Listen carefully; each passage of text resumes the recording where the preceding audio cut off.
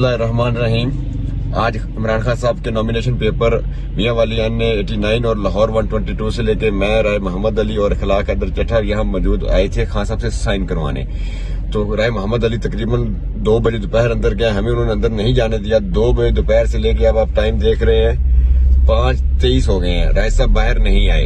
हमने जेल के अमले से जाके पूछा कि राय मोहम्मद अली खान से साइन करवाने गया था, वो बाहर नहीं आए।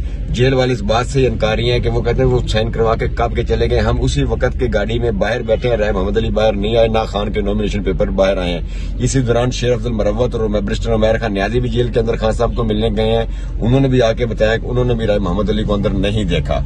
तो मैं कल जस्टिस साहब आपसे ये पूछना चाह रहा हूँ, किस किस्म का इलेक्शन हो रहा है कि यहाँ तो लोगों के नॉमिनेशन पेपर खान साहब के पाकिस्तान की सबसे बड़ी पार्टी के बानी चेयरमैन के पेपर है और ना हमें पेपर मिल रहे हैं और ना हमें वो बंदा मिल रहा है अभी तक जो पेपर साइन करवाने अंदर गया था।